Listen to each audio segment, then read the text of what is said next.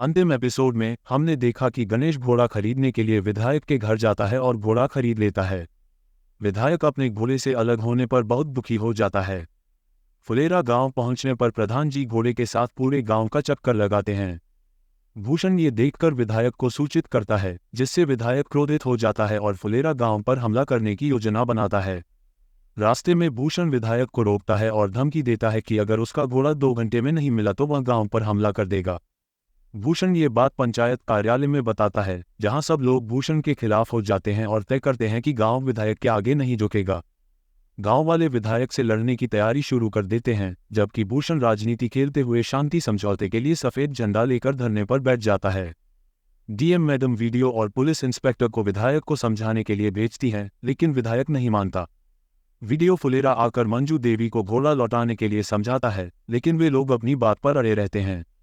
विधायक गांव आकर बंदूक तान देता है, लेकिन वीडियो और पुलिस इंस्पेक्टर स्थिति को शांत करवाते हैं। डीएम मैडम सांसद से विधायक की बात करवाती है और सांसद समझाते हैं कि राजनीति पहलवानी की तरह नहीं, शतरंज की तरह खेली जाती है। विधायक हवा में फायर कर सबको डराने की कोशिश करता है, लेकिन कोई नहीं डरता और विधायक वापस चला जाता है। सब लोग जीत का जश्न मनाते हैं। 14 दिन बाद सचिव जी परीक्षा देने के लिए जाते हैं और गांव वाले आपस में बातचीत करते रहते हैं। प्रहलाद अपना पैसा विकास को देता है ताकि उसका बेटा बड़ा होकर इसका उपयोग कर सके। तभी कुछ गुंडे आकर फायरिंग शुरू कर देते हैं। प्रहलाद सचिव जी को बस में बिठाकर बचा लेता है, लेकिन प्रधान जी पर गोली चल जाती है। प्रधान जी के कंधे पर चोट आती है, पर वे बच जाते हैं। रात को जब सचिव जी अस्पताल जाते हैं तो सब उन्हें शांत रहने को कहते हैं। सचिव जी कहते हैं कि उन्हें पता है कि लोकेशन किसने लीक की होगी।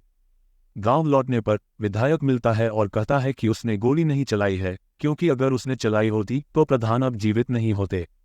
भूषण भी उससे सहमत होता है, जिससे अभिषेक उसे थप्पड़ मार देता है। इसी बीच विधायक को भी मार पड़ती है। पुलिस सबको पकड़कर ले जाती है। अंत में डीएम मैडम चुनाव का ऐलान कर देती हैं। अब सवाल उठता है कि गोली किसने चलाई थी। सबसे पहला शक विधायक पर जाता है, क्योंकि उसे प्रधान से बदला लेना था और प्रधान ने कई बार उसकी बेइज्जती की थी। ये भी संकेत है कि घोड़ा वहीं से गायब था जहां वह बंधा हुआ था। दूसरा शक भूषण पर जाता है, क्योंकि वह प्रधान जी की कुर्सी छीनने की कोशिश कर रहा था। ये भी हो सकता है कि कोई तीसरा व्यक्ति इसमें शामिल हो, क्योंकि अगर विधायक या भूषण ये काम करते तो वे सीधे शक के दायरे में आ जाते। सभी संभावनाओं पर विचार करते हुए ये भी संभव है कि सीजन 1 में देखा गया डब्ल्यू इस काम में शामिल हो, जिन्हें सीजन 3 में थोड़ी स्क्रीन टाइमिंग दी गई थी।